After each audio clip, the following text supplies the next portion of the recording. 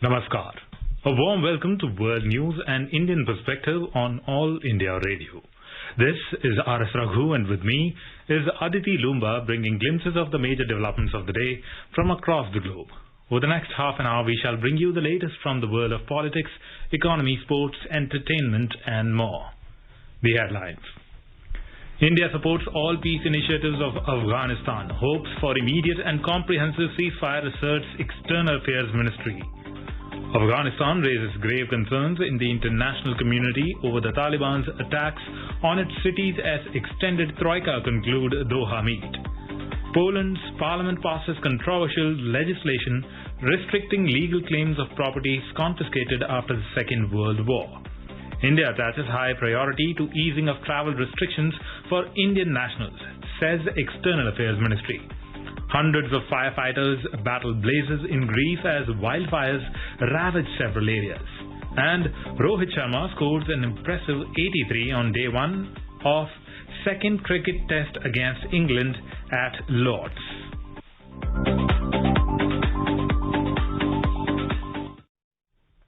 As the nationwide free COVID-19 vaccination campaign at government facilities for those above 18 years is underway, we advise our young listeners to get vaccinated and help others get vaccinated. We also advise our listeners not to lower their guard as COVID-19 remains a threat to our health. Please stay at home unless it is essential to go out and continue to follow these 3 simple steps. Wear a face mask, maintain 2 gaz ki duri for social distancing, focus on hand and face hygiene. For any COVID-related information and guidance, contact National Helpline number 011-2397-8046 and 1075. And now, the news in detail. India is closely monitoring the developments in Afghanistan and has expressed concern over the deteriorating security situation. Briefing media in New Delhi, External Affairs Minister spokesperson Arindam Bagchi said Indian mission in Kabul issued an advisory for Indian nationals earlier this week, advising them to return via commercial flights. Indian consulate in Mazar-e-Sharif had withdrawn all India-based personnel earlier this week as a temporary measure. He said Indian consulate there continues to be operational with locally recruited staff. We are closely monitoring developments in this regard. We are concerned about the deteriorating security situation. Our mission in Kabul issued an advisory for Indian nationals earlier this week, advising them to return to India via commercial flights. Last year, our mission in Kabul had facilitated the return of more than 383 members of the Hindu and Sikh community in Afghanistan to India. And our embassy, our mission in Kabul, continues to remain in touch with the Afghan Hindu and Sikh community members. And we will ensure the provision of all necessary assistance to them. Separately, Mazar-Sharif, our consulate there, we have withdrawn all India-based personnel earlier this week because of the security situation. This is a temporary measure, and our consulate there continues to be operational with locally recruited staff. On discussions with the Taliban, the spokesperson said New Delhi is in touch with all stakeholders. Replying to another query, Mr. Bagchi said India continues to hope that there will be an immediate and comprehensive ceasefire. He said India supports all peace initiatives of Afghanistan and the primary concern is peace and stability in that country. We are committed to the long-term development of Afghanistan. We would like to see a peaceful, prosperous and democratic Afghanistan, which is, the minister was saying, both at peace within and peace outside. We want a ceasefire. We want to preserve the gains of the last 2 decades, particularly related to minorities and women. And we hope that everybody, all stakeholders can find a peace process that takes it forward. And our conversations with all our partners in this are geared towards that objective. Afghanistan has raised grave concerns in the international community over the Taliban's brutal attacks on its cities. In a statement, the Ministry of Foreign Affairs of Afghanistan said that the attacks have led to war crimes and blatant human rights violations and humanitarian catastrophe in Afghanistan. On talks held in Doha with the participation of Russia, the US, China and Pakistan, dubbed as the extended troika, the statement said that the Afghan negotiating team headed by the chairman of the High Council for National Reconciliation, Dr. Abdullah, attended the talks on Wednesday. It said that Dr. Abdullah called on the international community, especially the troika meeting member states, to adopt serious measures to prevent Taliban attack on cities which have led to war crimes, widespread human rights abuses and humanitarian catastrophe. Mr. Abdullah also stressed the need need to start meaningful and sincere negotiations to establish an immediate ceasefire and reach a political agreement. Afghanistan also cautioned that Taliban's attacks in collusion with regional and international terrorists will not only lead to a humanitarian catastrophe and the protraction of war in Afghanistan, but also exacerbate violent extremism and incite terrorists in the region, posing a serious and irreparable threat to the collective security of the region and the world. China has rejected the U.S. Senate's approval of a bill to help Taiwan regain WHO observer status. The U.S. Senate on the 6th of August passed a bill to provide for the development of a strategy to regain observer status for Taiwan in the World Health Organization WHO. Chinese Foreign Ministry spokesperson Hua Chunying said on Thursday described the movement as anti-China political manipulation and said China has lost solemn representations with the U.S. side. In 2009, China agreed to let Taiwan hold observer status at the WHO for the first time, which allowed it unofficial roles such as participating in meetings, even though it still did not hold an actual vote. In 2017, after increasing tensions, China revoked Taiwan's observer status. Since 2017, Taiwan has not participated in a World Health Assembly as an observer country. It does, however, still have points of contact at the WHO and receives communication from the WHO. Prasar Bharati special correspondent in Beijing reports that China considers Taiwan as a highly sensitive matter. It has been battling an increasing diplomatic pressure over Taiwan in recent times as a self-ruled island increases its diplomatic outreach amid China's aggressive foreign policy, which has put it on a path of clash with the USA and other Western countries. Days ago, Lithuania allowed Taiwan to open a representative office in capital Vilnius in the name of Taiwan, which ruled China after pulling out of China's 17+1 initiative to engage with Central and Eastern European countries. Lithuania, getting support from US and EU on Taiwan move, has rattled China more, which is worried about the domino effect among other EU nations.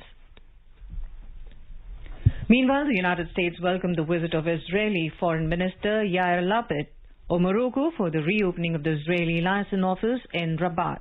In a statement, the U.S. State Department said that this is the Israeli Foreign Minister's first trip to Morocco since the agreement to establish full diplomatic relations between the two nations was announced. Israel has also reopened the Israeli liaison office in Rabat. Elsewhere, Poland's parliament has passed a legislation which puts restrictions on the legal claims of properties confiscated after the Second World War. The bill passed by both houses of Poland's bicameral legislature still needs to be signed by President Andrzej Duda before it can come into force. The controversial bill has increased tensions between Poland and Israel. Israel had earlier summoned the Polish ambassador over the legislation. In a statement, U.S. Secretary of State said that the U.S. is deeply concerned that Poland's legislation severely restricts the process for Holocaust survivors and their families, as well as other Jewish and non-Jewish property owners, to obtain restitution for property confiscated during Poland's communist era. In a statement, the U.S. also urged President Duda not to sign the bill into a law. It added that a comprehensive law for resolving confiscated property claims is needed to provide some measure of justice for the victims. More than 52 crore 36 lakh vaccine doses have been administered so far under India's nationwide vaccination drive. The recovery rate from COVID-19 in the country currently stands at 97.45%, which is the highest recorded by the country in recent times. Over 44,19,000 vaccine doses were administered to eligible beneficiaries in the country during the last 24 hours. India is constantly in touch with foreign authorities over the ease of travel restrictions for Indian nationals. Speaking to media on Thursday, External Affairs Ministry spokesperson emphasized that India attaches high priority to the matter. We attach high importance to ensuring ease of these restrictions and of travel, whether they are live abroad for education or for employment or other reasons. We have been actively taking up this matter at various levels, including at the ministerial level, with almost all the countries that you can have been in the media. I'm happy to see some forward movement with some of the countries. And as our COVID situation in our country improves, we would hope that they will continue to take further measures to simplify and make it easier for particularly students and other people also to travel from India. Now the coronavirus updates from around the world. The government of Bangladesh has announced that all public transport, including railways, roadways and waterways, will become fully operational from the 19th of August. On the 10th of August, it had decided that only half of the registered buses will operate on any particular day. Furthermore, the government has also allowed the community centres, tourist places and recreation venues to be functional at half of the capacity from the 19th of August. The government of Bangladesh lifted most of the COVID-19 restrictions from Wednesday. Shops and malls, offices and public transport became operational. Factories were already operational during the lockdown period. Meanwhile, the US has reiterated its support for the TRIPS waiver on COVID vaccinations. In a briefing on Wednesday, White House spokesperson Ms. Jen Psaki said that the US is still a huge advocate for the TRIPS waiver, which would allow information to be shared for manufacturing purposes with countries around the world. On the Quad partnership on vaccine manufacturing, Ms. Psaki said that they are on track to produce at least 1 billion doses of COVID vaccines in India for the Asia region by the end of 2022. New Zealand Prime Minister Jacinda Ardern said Thursday that strict border controls would remain in place this year.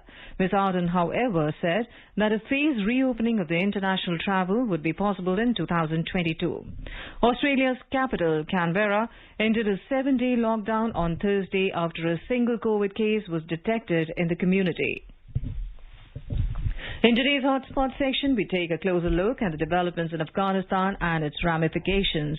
In conversation are Anil Wadhwa, former diplomat, and Simran Sodhi, the journalist.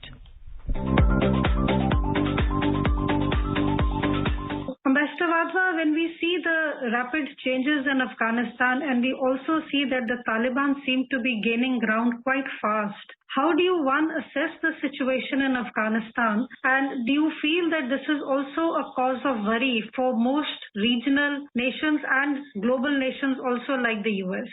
So the situation in Afghanistan, what has happened today was pretty much expected. The only thing which was not expected was the rapid advance of the Taliban to capture so much of territory, in such a short period of time. 9 provincial capitals have fallen in 5 past days. And that is can be seen more in terms of the sagging morale of the Afghanistan armed forces than anything else. The other factor, which I think United States and others did not take into account, was the fact that the Afghan security forces do not have their heart in fighting, the Taliban, because they're also Afghans. And so they are not fighting an external enemy. They're fighting their own people. And of course, the loyalties are divided. Many of these personnel who are in the armed forces of Afghanistan have joined because of their livelihood and the fact that they were forced to join an occupation because they had to earn a living. So given all those circumstances and the fact that the United States withdrawal completely from Afghanistan is now evident at the end of August, that has given the Taliban an upper hand because it knows that there is no point in negotiations and power sharing with the current Afghan government when they can easily overrun all these provinces and eventually the capital. Mr. Wadhwa, do you believe that the fact that the US withdrew so hastily has also contributed to this problem, and this could have been avoided had the US done a more phased withdrawal rather than what we have seen? Well, the decision was taken a long time ago. It was conveyed a long time ago. The only thing one can fault the United States administration is that they have left Afghanistan in a situation where the government is not able to defend itself. And perhaps more could have been done by way of making sure that an agreement had been reached, a power sharing agreement had been reached before the actual withdrawal by the United States. But given the domestic politics and the situation in the United States, this is a decision that they have stuck to because as President Biden has said, there is no end to how long the United States could have stayed in Afghanistan. So from their perspective, this is a stand that they have continued with all throughout very consistently. Now, in this current situation, situation. I think what could have been done and what can even be done now, if at all there is a chance, is that the neighboring countries should put pressure on the Taliban to ensure that they come to the negotiating table and they reach an agreement with the current government in Afghanistan to agree on a timetable in which democratic transition can take place in Afghanistan. But at the moment, as I said earlier, this does not seem to be the case because the Taliban enjoy an upper hand, and obviously power sharing is not really on their mind. How do you think what we are seeing in Afghanistan playing out, how do you think this is going to affect India? So India has been playing an active role in supporting the reconciliation process, a process that is Afghan-led, Afghan-owned and Afghan-controlled. And it has always maintained that it backs a negotiated settlement, which is for the people of Afghanistan and ensures the rights of the various ethnic groups, children, and particularly women. And Indian nationals, of course, now have been urged to leave Afghanistan before the flights are stopped completely. There are still around 1,500 Indian nationals in Afghanistan working on various projects. And of course, as you know, the diplomats have been evacuated from the consulate in Mazar-e-Sharif. That just goes to show that while India is backing the current government in Afghanistan and has continued to do so because it believes that they are the chosen elected representatives by the people, in the future, going forward, if this government is overthrown, then of course the groundwork, what needs to be followed up with, has been prepared by the meeting of the UN Security Council under India's chairmanship in the United Nations already, and we can see the outlines of what could follow. The only issue with the steps that have been discussed is that, sending peacekeepers into Afghanistan is really not possible because whose peace are we keeping? There is actually the situation has deteriorated beyond, what could be considered a situation when you send peacekeepers. Secondly, there is no question of India putting boots to the ground and fighters in the air as far as Afghanistan is concerned. Why? Because if India gets involved at the military level in the current situation in Afghanistan, it will get caught in the crosshairs of jihadist outfits. And these outfits will then have the rears and the heads to carry the battle to India. So, India cannot be put in a situation where it cannot be of much help as its own resources are limited and it does not also want to get dragged in a violent situation. Therefore, it falls very much on to the immediate neighbors of Afghanistan, the extended troika, which has met, yesterday, because that is the United States, Pakistan, China, and Russia, who are, two of them, China and Pakistan, are immediate neighbors now. India would have been a neighbor, but for the fact that Pakistan has actually ceded a part of its own territory to China, so that contiguity has gone from in effect from the India-Afghanistan border, although this is still illegal and India does not recognize this, but this is a reality on the ground. And thirdly, India would try to make sure that the Taliban, which if it does come into power in Afghanistan, does not support a jihadist agenda, that it does not get controlled by the Pakistani ISI, and that the Pakistanis do not use Afghani Taliban to then launch attacks against India, especially in Jammu and Kashmir. Mr. Vadra, we've seen that, as you would also mention, that the Troika is meeting on Afghanistan, and that includes the United States, Russia, China, and Pakistan. And there is talks at bringing about some kind of a resolution when it comes to Afghanistan. I would like to know a little more about China's role. We've also seen that in late July, the Chinese met a Taliban-Afghan delegation, and it has given rise to a lot of interest that maybe China is now also wanting to get more active in Afghanistan. Definitely, because the Chinese interest can be seen from the fact that they are playing a very active role, starting from the fact that they have been involved in the process in Afghanistan, and Pakistan has made sure that the Chinese are part of the important talks that are taking place. There are two main interests that I see as far as China is concerned in Afghanistan. One is that they would not like Afghanistan to be used for terrorist purposes against this underbelly, which is in Xinjiang, because of the ETA movement. And in fact, that there is a rebellion which went on in Xinjiang for a while, after which the Chinese cracked down on the Uyghurs. And that is mainly because of the fact that there is resentment against the Chinese rule and imposition of Chinese values on the Uyghurs. Second issue is the minerals and resources in Afghanistan, which is linked to the Chinese BRI, where the Chinese would like to control the resources and also use the infrastructure that they built for this purpose to have an access into Central Asia under the BRI program. In other words, they could link China, Pakistan, Afghanistan, and then Central Asia in this endeavor. So this is a long-term gain to be present in Afghanistan for a long period of time and also to be able to control the narrative in Pakistan. Ambassador Wardner, how worrisome do you think are reports which indicate that we could have maybe within 90 days the takeover of Kabul? What would be the ramifications be then? So as I said, it's linked to the scenario which has already been pointed before, that while the United States is carrying out aerial operations from places like Doha or their bases in the region, this cannot last forever. And the fact that the Afghan forces, they are in numbers quite a few, but the will to fight seems to be leaving them as they see province after province falling to the Taliban. And if situation does not improve and if the central government does not get the support of people like Dostum in the process to oppose the Taliban, then you will soon see a surrounding of the capital, cutting off of resources. And at that point in time, it will be very difficult for Kabul to survive without outside support. How that outside support is going to come and how it is going to be provided and who's going to provide it becomes a moot question. And meanwhile, the peace processes that are ongoing at the moment, which you saw, the extended Troika talks, also meeting of representatives of United Kingdom, China, European Union, the UN, United States, Uzbekistan and Pakistan, which happened on Tuesday.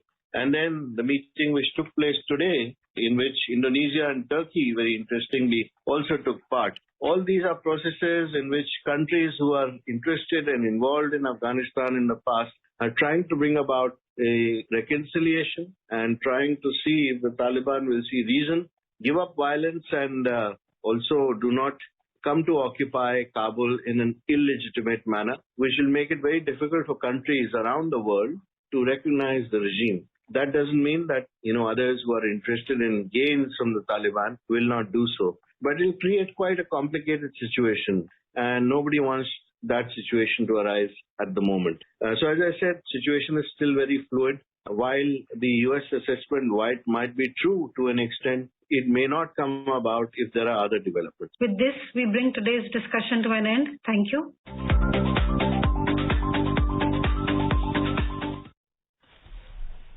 In Greece, hundreds of firefighters battled to contain a new flare-ups in wildfire-ravaged areas on Thursday. Summer infernos have caused what Greece's Prime Minister described as its greatest ecological disaster in decades. However, according to reports, rain overnight in some areas and falling temperatures appear to have eased the situation. Greece's most severe heatwave in decades has had, and which has led to blazes that have destroyed more than 1 lakh hectares of forests and farmland. The European Forest Fire Information System described it as the country's worst forest fire since 2007. The fires have left 3 dead, hundreds homeless, forced thousands to flee and caused economic and environmental devastation. Greece is just one of a number of countries in the Mediterranean region that have been hit by a savage fire season, which authorities have blamed on climate change. The USA held the 5th National Climate Task Force meeting on Wednesday. The meeting came in the wake of the 6th assessment report of the Intergovernmental Panel on Climate Change (IPCC) report released on Monday. The report issued a code red warning for the global community to take immediate action to avert the worst effects of climate change. In a statement, the White House said Americans are already feeling the effects of climate change, including devastating wildfires, extreme heat, and a historic drought. During the meeting, Biden administration officials discussed passage of the bipartisan infrastructure deal through the Senate, which furthers their Build Back Better agenda. The agenda includes creating an energy efficiency clean energy standard, expanding tax cuts for clean electricity, electric vehicles, and clean energy manufacturing, and creating a civilian climate corps. This is All India Radio giving you the news. For quick news updates around the clock, follow us on Twitter at AIR News Alerts. Welcome back to the World News. And now report from the business world. The BSE Sensex gained 318 points or 0.5% to trade at 54,844. The NSE Nifty also surged 82 points or 0.5% to trade at 16,364. Among global markets, Asian shares fell amid fears about the spread of the Delta variant of the coronavirus.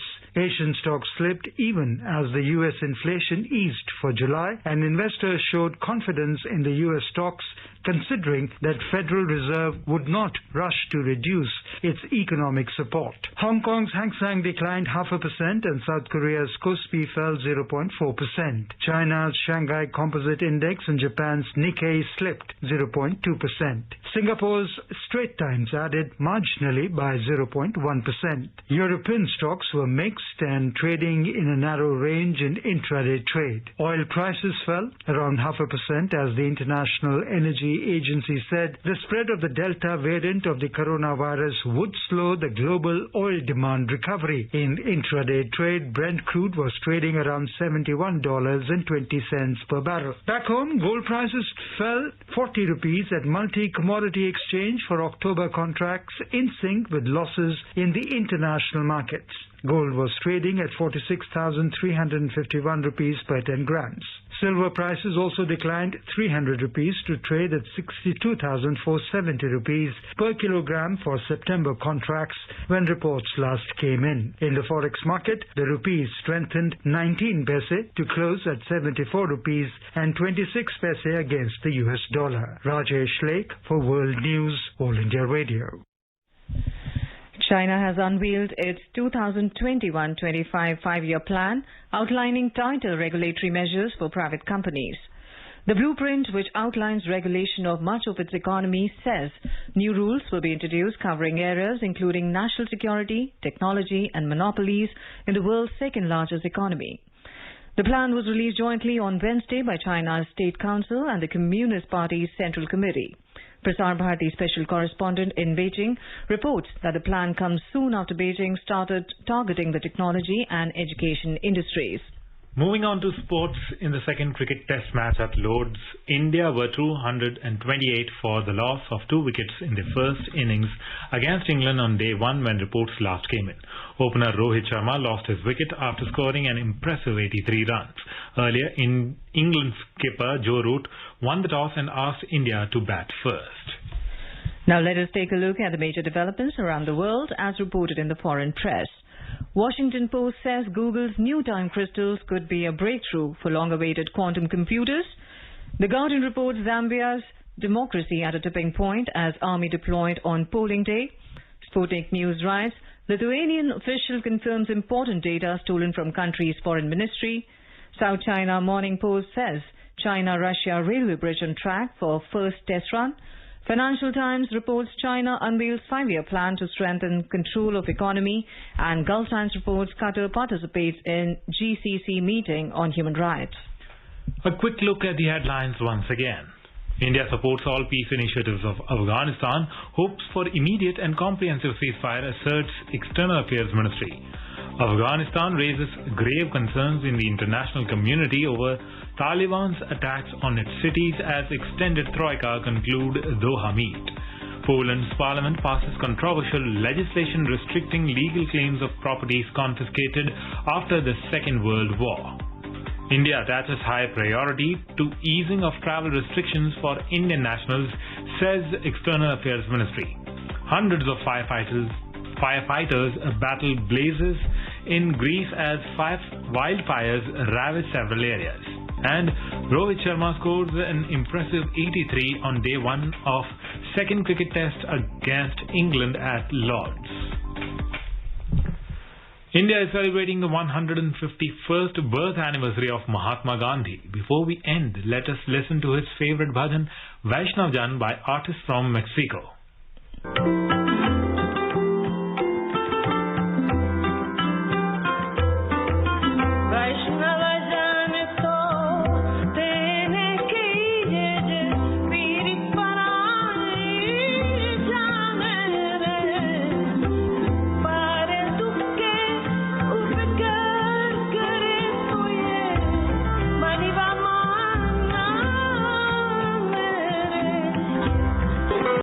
And with that, we end this bulletin. We'll be back at the same time tomorrow with the next edition of World News.